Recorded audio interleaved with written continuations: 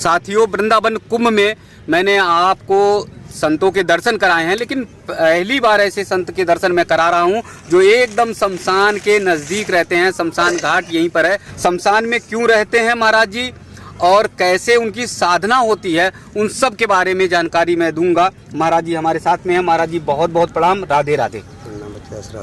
जी जी महाराज जी, मैं देखता हूँ कि शमशान से लोग भागते हैं, लेकिन आप शमशान के पास कैसे रहते हैं? शमशान भागने वाली चीज़ नहीं है। शमशान तो वो चीज़ है, इंसान कोई कितना ही भाग ले, भाग कर जब आपसे शमशान में ही आना है। जी, दुनिया में कितनी भी दौड़ भाग कर ले, कितना भी कमा ले, धन दौलत पैसा सब कुछ इकट्ठा कर ले, जहाँ सारी दौड़ खत्म हो जाती है, समाप्त हो जाती है, वहाँ शमशान का रास्ता शुरू होता है, प्रारंभ होता है। तो वहीं से आपका रास्ता भी शुरू होता है। जी, वहीं हमारा जो है भजन सफल होता है, पूर्ण होता है जी। क्योंकि तपस्या करने के लिए इससे एकांतवास और कोई स्थान नहीं होता जी। शमशान सबसे शांत स्थान होता है। नहीं, जंगल है, वन है बहुत, यहाँ मुर्दे भी शांत आते हैं, यहाँ मुर्दे भी शांत होते हैं जी, इसलिए यहाँ पर शांति का ही भजन होता है। शांति का भजन। तो यहाँ डर भय नहीं लगता महाराज जी? नहीं, यहाँ डर भय नहीं लगता। अच्छा, आप तो मुस्कुरा रहे हैं। शमशान का नाम जानकर तो लोगों के रोंगटे खड़े हो जाते हैं। रोंगटे उनके खड़े होते हैं जिनके दिल में दर्द होते हैं, डर होते हैं। हम साधु क्रिया करते हैं, सारे संसार के मोह को त्यागने के बाद में शमशान से ही मोह होता है, क्योंकि क्रियाओं में लिप्त हो जाना वो खुद ही स्वतः ही डर को समाप्त कर देता है जी। तो हम लोग यहाँ पर जो है गौमुख धाम से 7 महीने पहले आए हुए हैं। तो महाराज जी कैसे डर खत्म हो जाता है? भजन की ताकत, भजन की शक्ति इतनी बड़ी होती है कि डर स्वतः ही निकल जाता है, स्वतः ही समाप्त हो जाता है जी।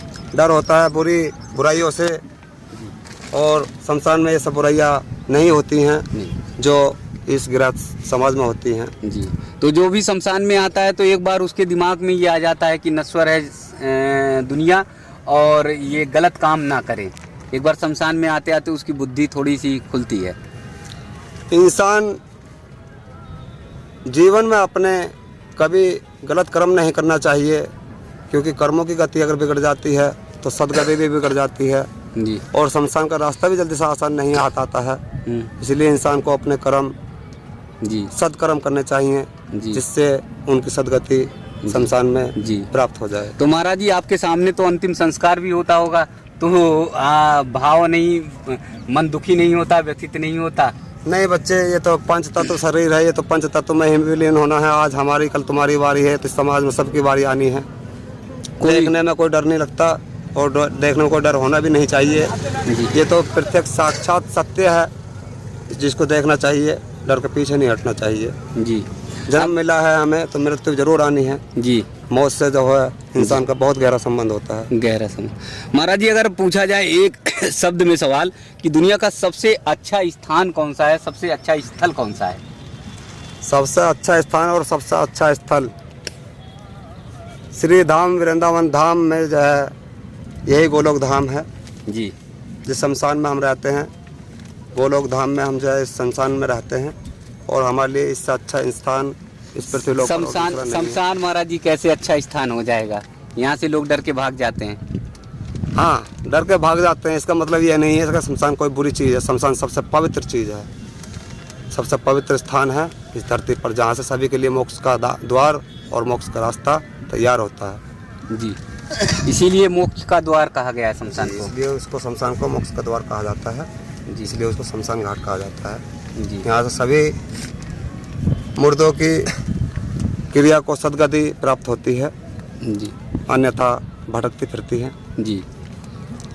और हम अपने डेरे शमशान से कुछ लोगों के प्रताड़ित करने पर, गाली गलौज करने पर, अभद्रता करने पर, दारू पीने पर हमारे डेरे में अभद्रता करते हैं, इसलिए थोड़ा सा हम अलग है। तो महाराज जी अघोरी जो होते हैं वो शमशान में रहते हैं, बताते मुर्दा खा लेते हैं। जो मुर्दे खाते हैं उन्हें मांस के शौक होते हैं जी। अवगढ़ हम भी हैं, अवगढ़ आप भी हैं, पर हम मुर्दे नहीं खाते बच्चे, हम मांस नहीं खाते जी। हम शाकाहारी शुद्ध वैष्णवी रहते हैं। वैष्णवी। मांस खाने से ही जो है क्रिया बड़ी नहीं कर दी जाती है, मांस खाने से कोई क्रिया बड़ी नहीं हो जाती, मांस खाने से कोई जो है महाकाल नहीं बन जाते हैं जी। क्रिया ही महाकाल बनाती हैं, क्रिया ही महापूर्ण होती हैं जी। शुद्ध क्रिया, वैष्णविक क्रिया जो होती हैं वही इंसान को और वही साधु को सबसे महामंत्र शक्तिशाली बनाती हैं जी जी। महाराज जी, शमशान में आनंद की अनुभूति कैसे होती है? शमशान में आनंद की अनुभूति ऐसे होती है जैसे कोई जिंदा जीते जी स्वर्गधाम में बैठा हो बच्चे जी। हमें तो ऐसी प्राप्ति होती है। आनंद में एकदम आनंदित हो जाते हैं महाराज जी। आनंद परमानंद हो जाते हैं। परमानंद, कहीं दुख नहीं लगता कोई? नहीं कोई दुख, ना ही कोई संकोच जी, ना कोई डर, ना ही कोई भय जी। वहाँ सभी अपने होते हैं जी, सभी अपने। जय महाकाल। जय महाकाल जी। महाराज जी ने अभी बताया कि शमशान में आनंद उन्हें आता है क्योंकि जीवन की सच्चाई जानते हैं। हर व्यक्ति को जीवन में एक न एक दिन शमशान तक आना ही होता है और इसीलिए महाराज जी को कोई डर और भय नहीं।